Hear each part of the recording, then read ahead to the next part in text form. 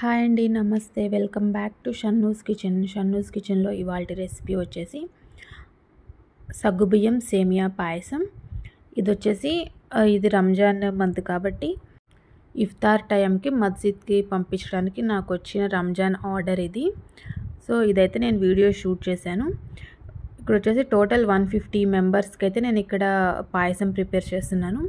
ఈ 150 మెంబర్స్కి ఇక్కడ నేను 4 లీటర్ల వరకు పాలు తీసుకున్నాను. ఫస్ట్ ఈ పాలన్నిటిని ఈ విధంగా ప్యాకెట్ నుంచి కట్ చేసుకొని ఒక గిన్నెలో వేసుకొని పాలను వేడి చేసుకోవాలి. ఈ విధంగా చిన్నని మంట మీద పాలు ఒక పొంగు వచ్చేంత వరకు వేడి చేసుకొని పక్కన పెట్టుకోవాలి. ఇప్పుడు ఒక కడాయి తీసుకొని అందులో కొంచెం నెయ్యి వేసుకొని 150 మెంబర్స్ కదా, అందుకని చెప్పేసి నేను ఒక 1/2 కిలో వరకు సేమియా అయితే తీసుకున్నాను. సేమియా తక్కువ క్వాంటిటీ, సగ్గుబియ్యం ఎక్కువ క్వాంటిటీలో వేసి చేశాను. ఈ సేమియా అనేది మంచి గోల్డెన్ కలర్ వచ్చేంత వరకు ఫ్రై చేసుకున్నాము. ఫ్రై చేసుకుని ఒక బౌల్లో తీసేసుకున్నాము. ఇప్పుడు అదే కడాయిలో మరి కొంచెం నెయ్యి వేసుకొని 1/2 కిలో జీడిపప్పు వేయించుకున్నాను. సన్నని ఫ్లేమ్ మీద మంచి గోల్డెన్ కలర్ వచ్చేంత వరకు జీడిపప్పుని వేయించుకోవాలి. 1/2 కిలో జీడిపప్పు వేయించుకున్న తర్వాత ఇప్పుడు ఇందులో ఒక 1/2 కిలో వరకు కిస్మిస్ కూడా వేసుకోవాలి. కిస్మిస్, జీడిపప్పు మంచి గోల్డెన్ కలర్ వచ్చేంత వరకు మీడియం ఫ్లేమ్ మీద ఫ్రై చేసుకొని పక్కన పెట్టుకోవాలి. 150 మెంబర్స్కి ఒక 1/2 కిలో జీడిపప్పు, ఒక 1/2 కిలో కిస్మిస్ అయితే సరిపోతుంది. ఇప్పుడు నెక్స్ట్ వచ్చేసి ఎసరు పెట్టుకోవాలి. ఇక్కడ 2 kg సగ్గుబియ్యంతో నేను ప్రిపేర్ చేస్తున్నాను కాబట్టి 1 kg సగ్గుబియ్యానికి 9 లోటాల వరకు నీళ్లు వేసుకున్నాను. ఇక్కడ 2 kgలు తీసుకున్నాను కాబట్టి మొత్తం ఒక 18 లోటాల వరకు వాటర్ అయితే తీసుకున్నాను. ఈ వాటర్ని బాగా మరిగించుకొని ఈ సగ్గుబియ్యాన్ని నేను ఒక 1 అవర్ ముందే శుభ్రంగా కడిగి నానబెట్టుకొని పెట్టుకున్నాను. ఈ ఎసరు వచ్చిన తర్వాత ఈ నానబెట్టిన సగ్గుబియ్యాన్ని ఈ ఎసరులో వేసుకోవాలి.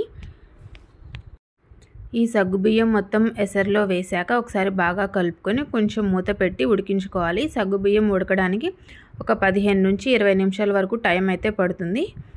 ఈ సగ్గుబియ్యం బాగా ఉడికిన తర్వాత మాత్రమే మిగతా ఇంగ్రీడియంట్స్ యాడ్ చేసుకోవాలి. ఈ విధంగా సగ్గుబియ్యం ఉడికిన తర్వాత మనం ఆల్రెడీ ఫ్రై చేసి పెట్టుకున్న సేమియా ఇందులో వేసేసుకోవాలి. ఇక్కడ నేను 2 kgల సగ్గుబియ్యానికి ఒక 1/2 కిలో వరకు సేమియా అయితే తీసుకుంటున్నాను. సేమియాని కూడా బాగా ఉడికించుకోవాలి. సేమియా కూడా కొంచెం మెత్తగా ఉడికేంత వరకు ఉడికించుకోవాలి. సేమియా, సగ్గుబియ్యం బాగా ఉడికిన తర్వాత ఇప్పుడు ఇందులో అయితే షుగర్ యాడ్ చేసుకోవాలి. ఇక్కడ 2 kgల సగ్గుబియ్యానికి 4 kgల వరకు పంచదార అయితే నేను యాడ్ చేశాను. 4 kgల పంచదార టేస్ట్ అనేది కరెక్ట్గా సరిపోయింది.